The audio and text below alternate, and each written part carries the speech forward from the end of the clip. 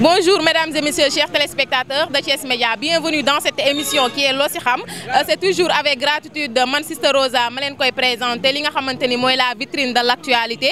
Tey nag ñu ngi fii biir marché central ñëw pour jël ay réaction ci li nga xamante ni mooy réouverture des classes. Dinañ xool ndongo yi seeni wayjur lan la ñu xalaat ci dellu bu ñu dellu tey le 2 juin école, mais cours yi sax mujjeewul daal di am. Dinañ jël ci kanam tuuti ay réaction fii ci biir marché central xool ñoom seen xalaat jëmale ci li nga xamante ni mooy ouverture des classes. C'est tout de suite. Sëñ bi nuyu nañ la. waaw fay nañ la soxna si. mën nañoo xam tur bi. waaw Modou Gani laa bu kees la ah. mu ngi noonu Modou Gani laa bu tees tey jii nag nekk ñaari fan ñu nekk si ñaari fan ci weerum juin ndaw ñi waloon delluwaat école commencé waat li nga xamante ni mooy seen ay jàng mais dañoo dellu école tey mujjeewu ñoo jàng loolu tey ji lan moo ci sa xalaat ndax décision bu Macky Sall jël nekk na décision bu baax ak fi feebar bi tollu tembe. waaw vraiment décision bi si président jël na décision boo xamante maam ñun rafetlu guñ ko quoi parce que kilifa balaa wax war naa xam lan lay wax sàmm kàddoom si yenn méthodes yi ndax dëkk bi fi mu toll si wàllu feebar si wàllu méthode parce que démb boo xoolee am na parents d'élèves yoo xam ne sacrifice nañu seen bopp jënd ay sac yeesalaat seen i élèves programme boobu mu yàqaat amul sens quoi waaw pour man quoi amul sens ndax tellement que war na bàyyi élèves yi jàngi quoi. mu ngi noonu say biir wax nga wax ko amul chance mais est-ce que tamit nee na ñu dégluwaat ba beneen date ultérieure maanaam dinañu wax ban jour la ndaw ñi di delluwaat école ndax yow jàpp nga ni ba tey année blanche gënul woon ndaw ñu toog seen kër ak fii feebar bi tollu tembe. waaw parce que par la suite ñu nekk année blanche mooy gën quoi tamit parce que ngay programmer tamit ak xale fi mu toll ak jamono bu naqari bii nii tey ngay programmer di fomm di bàyyi chaque jour ngay renvoyer par la suite ñu année blanche moo koy gën quoi tamit moo koy. ok merci ñu ngi lay sant di la gërëm. ok merci beaucoup. voilà chers téléspectateurs mu ngi noonu comme ni ma leen ko waxee woon nag dès l'entame de mes propos tey ñi nga xamante ni moom laa fas yéenee waxtaanee muy li nga xamante ni la réouverture des classes qui était prévue ce 2 juin ci mais gis nañu ndongo yi dañoo dem ñu daal leen waat di rejeté sëñ bi nuyu naa la. waaw maa ngi lay fay soxna si. mën nañoo xam tur bi. waaw maa ngi tudd Amadou Anne Ndiéguène maa ngi dëkk Kër Maam El Hadj. ñu gis ni tey xale yi delluwaatoon nañu école pour wéyal fa li nga xamante ni mooy seenub ay njàng mais gis nañ dañoo delluwaat est-ce que gënul woon au départ Macky Sall daf année invalide. bon tout d'abord maa ngi leen di nuyu bu baax di nuyu seen télé bi di nuyu mbokk téléspectateurs yëpp di leen ziar di rafetlu seen liggéey bu baax a baax. waaw comme li nga ma laaj moom loolu moom defe naa ne sénégalais bu ne am nga ci xalaat parce que ku ne am nga rak wala am nga doom wala am nga njaboot gu ciy jàng bon man li ma gis mooy. gars yi seen politique bi ñu def ci affaire coronavirus bi dafay bëgg ëpp parce que nit ku ne am nga xalaat ndax ñun ñëpp ay sénégalais lañ ndax bu événement amee faaw ñun ñëpp ñu mën ci taxaw am occasion pour mën a wax suñu xalaat bu ko defee man li ma gisoon tout d'abord mooy ñu bàyyi année bi mu doon année blanche parce que aussi nit ñi dañu exposé wu ba nga xamante ni fi mu ne kenn amatul fitu génn sax dem marché waxuma la ak dem ci école yi di dajaloo te li mag mën a protéger boppam xale mënu ko. te boo gisee xale yi boo seetee ñiy def ay bac boo seetee ñun ñu bëgg a jàngiloo ji ay 18 ans la ñu am ay 15 ans ñooñu ay xale lañ ba léegi bu ko defee ñooñu li mag ñi mën a protéger seen bopp ñoom mënuñu ko bu ñu demee mën nañ leen a jéem a canaliser ci école bi def 20 personnes par classe mais bu ñu génnee ñoom moom seen bopp te dañuy am ay quelques heures yoo xamante ni dañ ko def pause bu ñu génnee ñoom ñëpp dañuy nekk ensemble parce que ay xarit lañ gëj nañu gisee te loolu mën na indi jëyee ju nekk ci waaw. man daal su ma la déggee yow daal sa décision année blanche la. man d'accorduma pour ñu ubbiwaat école yi moo tax gis nga li mu jur. dem ba au dernier moment même pas 24 heures ñu waxaat daal di koy dindiwaat loolu mooy wane ni kon loolu waru woon mën a nekk. biñ ko déclaré ne dañuy jàngi ñëpp a jaaxle woon mais comme le président moom moo ko joxe jàppoon nañ ni moom mesuré na li mu wax pour mën ko def mais après xam nañ ni loolu mënul nekk moo jur lii mu indi tey. jërëjëf sëñ bi ñu ngi lay sant di la gërëm ci biir Thiès Média. merci beaucoup kontaan naa bu baax ci yéen jërë ngeen jëf. voilà chers téléspectateurs ba tey yaa ngeen seen biir émission bi ngeen xamante ni mooy Loo Si Xam ngeen ciy ànd ak Sister Rosa nee naa leen nii lay demee saa su ne lépp li nga xamante ni actualité la rek dama ciy wax ba tey li nga xamante ni moom laa indi muy la réouverture des classes maanaam dellu école bi nga xamante ni xale yi dellu nañ ko waaye mu jéew ñoo jàng est-ce que gënul woon ñu def année invalide sëñ bi nuyu naa la. waaw maa ngi lay fay soxna si. mën nañoo xam tur bi. waaw man tur bi Ndiaga la Ndiaga Sow. Ndiaga en tant que élève tey jii décision bi nga xamante ni njiitu réew mi jël na ko ban réaction nga ci am.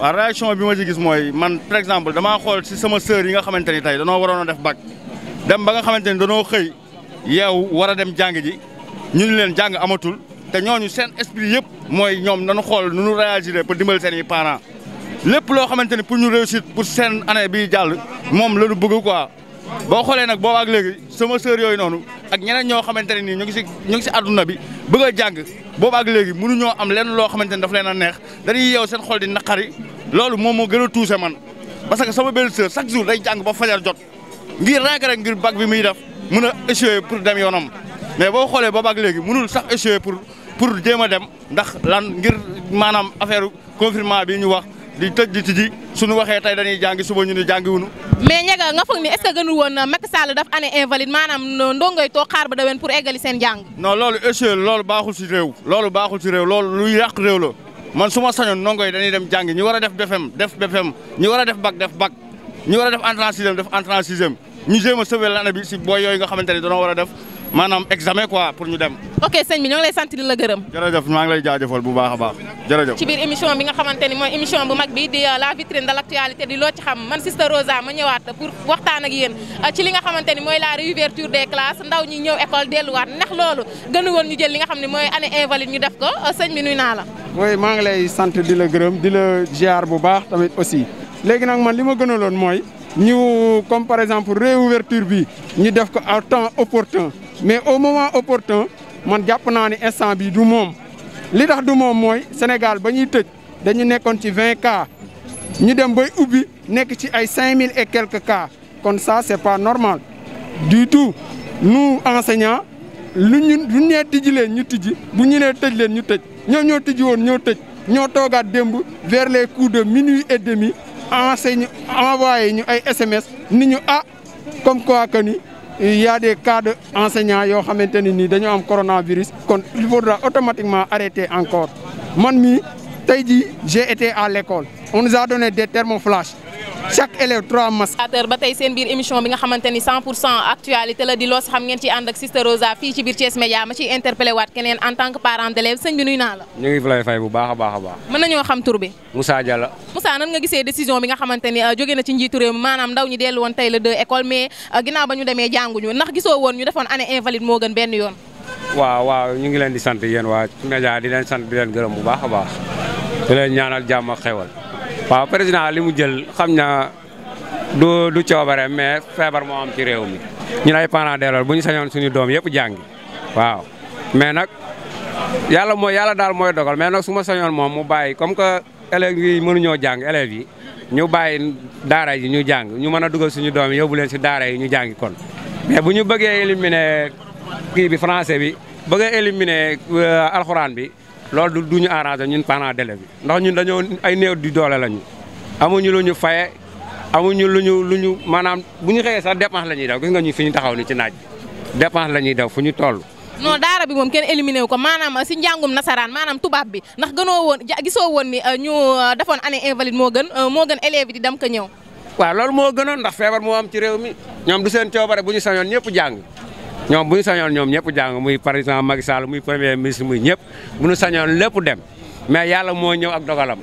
comme que yàlla nag moo ñëw ak dogalam bu ma sañoon ñu bàyyi kii bi école bi ñu bàyyi ba déwén ñu xool nu ñu ko organiser mu dem waaye bu ma sañoon tamit daara ji moom comme ni ñuy def nii taalibe yi di dugal fii di jël di yóbbu ñu jël leen teg leen ci condition yu baax ñu jàng ñëpp mën a jàng daara ji dem moom yëpp bu ñu éliminer du baax.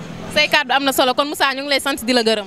waaw yéen ñu ngi leen di sant bu baax a baax di leen gërëm yal na leen yàlla defal jàmm ak xéewal sutura ak teraanga ci barke yonent yi loolu lañ leen di ñaanal yéen ñëpp. mu mel ni sax ubbi tepp école bi amaloon nañ ko waaye mujjeewul a antu ndax ñooñee di ndongo ya ba ñu demee seen i école fekk ñu fa picc dañoo daal di delluwaat seenu ay kër ñi nga xamante ni nag ñoo ŋànk wàllum jàngale bi moom ñoom nag nee nañ xel mën naa dal ba année blanche du am bu ñu dégloo ci kàddu yi jógee ci ki nga xamante ni mooy njiitu cours privé bii nii di Lat Dior di wuyoo ci turu Amary Gueye ñu teewlu ay kàddu. Bonjour, je salue la télévision Thiès Média qui est à Médina Fall.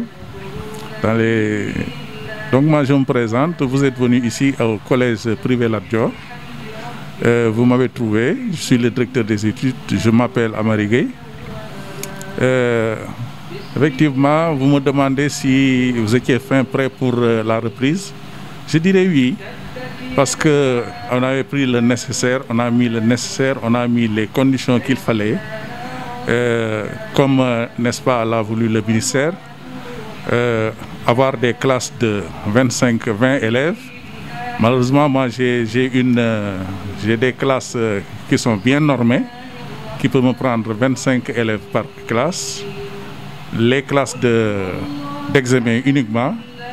Donc, j'ai des classes de 3e et des classes de terminale.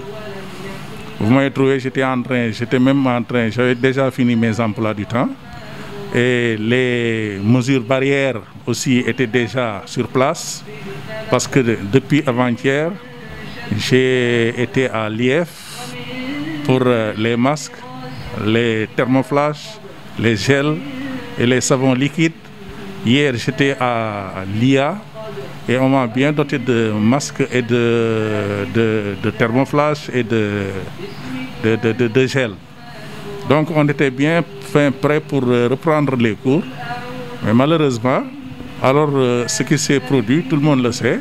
Alors il y a eu des cas asymptomatiques au niveau de Ziguinchor et le président a jugé nécessaire reporter, n'est-ce pas, l'ouverture à une date ultérieure.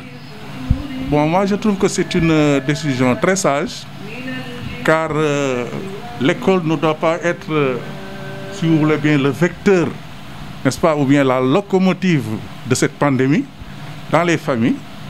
Alors, pour éviter tout cela, je crois qu'il a pris une bonne décision. Vous savez, déjà, une pandémie se manifeste en 3 choses, hein, je peux dire. Il y a des malades qu'on peut reconnaître. Là, il y a des malades communautaires et il y a des malades de contact à qui on prend la maladie par contact. Donc pour tout cela, au Sénégal, vous savez, il est un peu difficile de gérer les gens. Quand on dit les mesures barrières, ils ne le respectent pas. Et certains même pensent que c'est pour leur priver de leur liberté, de leur faire porter des masques, etc. et tout.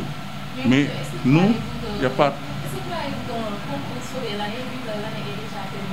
De toutes les façons, on est resté 2 mois sans faire cours, mais les 3 quarts du programme ont été déjà, n'est-ce pas, dispensés.